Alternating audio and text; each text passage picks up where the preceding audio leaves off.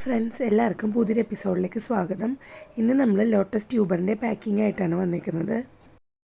ആദ്യം തന്നെ നമ്മൾ ഹെൽത്തി ആയിട്ടുള്ള 2 ട്യൂബേഴ്സ് സെലക്ട് ചെയ്ത് വെച്ചിട്ടുണ്ട്.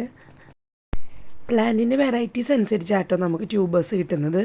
വലിയ പൂക്കൾ തരുന്ന വെറൈറ്റീസിന് വലിയ വലിയ ടൈപ്പ് ട്യൂബേഴ്സും, അതുപോലെ ചെറിയ പൂക്കൾ തരുന്ന മൈക്രോ ലോട്ടസ് വെറൈറ്റീസിനൊക്കെ ചെറിയ ടൈപ്പ് ട്യൂബേഴ്സ് ആയിരിക്കും ഉണ്ടാകുന്നത്.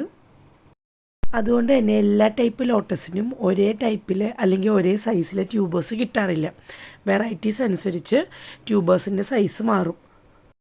ചില ട്രോപ്പിക്കൽ വെറൈറ്റീസ് ആണെന്നുണ്ടെങ്കിൽ ട്യൂബേഴ്സ് കിട്ടാറേ ഇല്ല, റണ്ണേഴ്സ് മാത്രമേ കിട്ടാറുള്ളൂ. അതിൽ വളരെ അപൂർവമായിട്ട് 1-2 ട്യൂബേഴ്സ് റിപ്പോർട്ട് ചെയ്യുന്ന സമയത്ത് കിട്ടിയാലായി. അതല്ലെന്നുണ്ടെങ്കിൽ മിക്കവാറും റണ്ണേഴ്സ് ആയിരിക്കും ചില ട്രോപ്പിക്കൽ വെറൈറ്റീസിന് കിട്ടാറ്. ഈ വീഡിയോയിൽ കാണുന്ന പോലെ തന്നെ ഇലകളൊന്നും ഒടിഞ്ഞു പോകാതെ പതുക്കെ ഇങ്ങനെ റൗണ്ടാക്കി ഇലകൾ മടക്കി എടുത്തിട്ട് വേണം നമ്മൾ ഈ ന്യൂസ് പേപ്പറിലൊന്ന് പൊതിയാൻ. അതല്ലാതെ ഒടിച്ച് വെക്കരുത്. അപ്പോൾ നമ്മുടെ ഇലകളൊക്കെ നമ്മുടെ കസ്റ്റമറിൻ്റെ കയ്യിൽ കിട്ടുമ്പോൾ ഒടിഞ്ഞു പോവും. അപ്പോൾ അതുകൊണ്ട് പതുക്കെ ഇങ്ങനെ ചുരുട്ടി എടുത്ത് വെച്ചിട്ട് വേണം പേപ്പർ കൊണ്ട് മടക്കിയെടുക്കാൻ. നന്നായിട്ട് തന്നെ പേപ്പറിൽ വെച്ച് മടക്കിയെടുക്കണം. ഇലയോ ട്യൂബറോ ഒന്നും പുറത്തു പോകാത്ത വിധത്തിൽ എല്ലാം പേപ്പറിൻ്റെ ഉള്ളിൽ നിൽക്കുന്ന വിധത്തിൽ തന്നെ പതുക്കെ പിടിച്ച് മടക്കിയെടുക്കണം. അപ്പോൾ നമ്മൾ ഒരു കൈ വെച്ച് നമ്മൾ ഇലയും അതുപോലെ ട്യൂബറൊക്കെ ഒന്ന് പിടിച്ച് വെച്ച് മറ്റേ കൈ കൊണ്ട് പതുക്കെ ചുറ്റി വേണം എടുത്ത് മടക്കാൻ. അതിനുശേഷം നമ്മൾ ഈ ന്യൂസ് പേപ്പറിൻ്റെ പുറത്ത് സെല്ലോ ടാപ്പ് ഒട്ടിച്ച് കൊടുക്കുന്നുണ്ട്. അപ്പോൾ എന്ന് വെച്ചിട്ടുണ്ടെങ്കിൽ നമ്മുടെ പേപ്പർ ഇങ്ങനെ പൊളിഞ്ഞു പോകാതിരിക്കാനാണ്, നല്ലോണം സീലായിട്ട് തന്നെ ഇരിക്കാൻ വേണ്ടിയാണ് ജസ്റ്റ് നമ്മൾ ഈ സെല്ലോ ടാപ്പ് ഒട്ടിച്ച് കൊടുക്കുന്നത് കേട്ടോ. ഇനി നമ്മൾ ബക്കറ്റിൽ സാഫ് ഇട്ട് കലക്കി എടുക്കുന്നുണ്ട്. അപ്പോൾ സാഫിൻ്റെ കുറച്ച് മാത്രം, ഇച്ചിരി മാത്രം കയ്യിലെടുത്തിട്ടാണ് വെള്ളത്തിൽ കലക്കി എടുത്തേക്കുന്നത്. ഗ്ലൗസ് ഇട്ടിട്ട് കലക്കാൻ ശ്രമിക്കണം. ഞാനിവിടെ ഗ്ലൗസ് ഇട്ടിട്ടില്ല, പെട്ടെന്ന് ചെയ്തുകൊണ്ട് ഗ്ലൗസ് ഇടാൻ മറന്നുപോയി.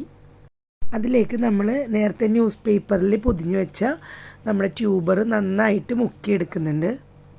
ഇനി നമ്മൾ നേരത്തെ സാഫിൽ മുക്കിയെടുത്ത ആ ട്യൂബറിൻ്റെ പാക്കറ്റ് ഒരു ജസ്റ്റ് ക്ലിങ് ഫിലിം പോലത്തെ നമ്മളുടെ റോളൊക്കെ കിട്ടുമല്ലോ ഈ പ്ലാസ്റ്റിക്കിൻ്റെ, അങ്ങനത്തെ റോളിൽ വെച്ചിട്ടാണ് പൊതിയുന്നത്.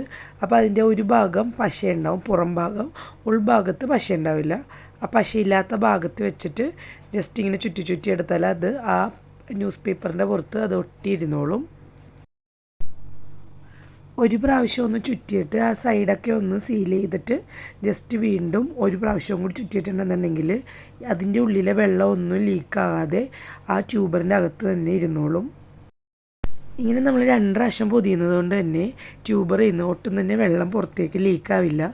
അതുകൊണ്ട് തന്നെ നമ്മൾ പാർസൽ പൊതിയുന്ന ബോക്സോ ഒന്നും തന്നെ കേടാകുകയില്ല. എന്നിട്ട് വീണ്ടും നേരത്തെ ചെയ്ത പോലെ തന്നെ 2-3 ചുറ്റിയിട്ട് നമുക്ക് കട്ട് ചെയ്ത് അരികൊന്ന് മടക്കി സീൽ ചെയ്ത് വെക്കാം.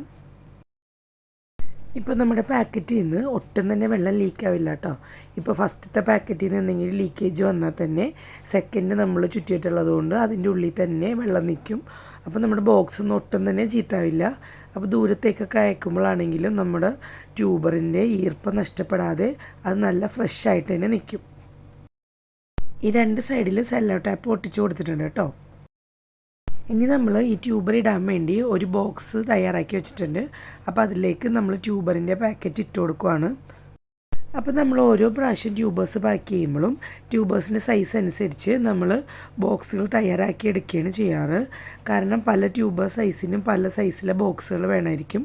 അപ്പോൾ നമ്മൾ വലിയ കാർഡ്ബോർഡ് പീസ് എടുത്തിട്ട് കട്ട് ചെയ്ത് ചെറിയ ബോക്സുകളാക്കിയാണ് എടുക്കാറ്. എന്നിട്ട് നമ്മൾ അതിൻ്റെ മേലിൽ അഡ്രസ്സ് ഒട്ടിച്ചാണ് അയക്കാറ്.